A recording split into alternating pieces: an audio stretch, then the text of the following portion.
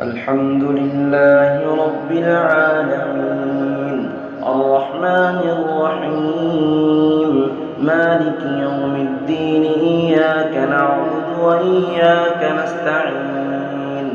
اهدنا الصراط المستقيم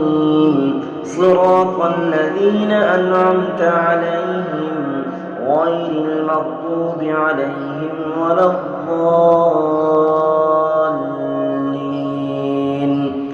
أرأيت الذي يكذب بالدين فذلك الذي يدع اليتيم ولا يحض على طعام المسكين فويل للمصلين الذين هم عن صلاتهم ساهون الذين هم يراءون ويمنعون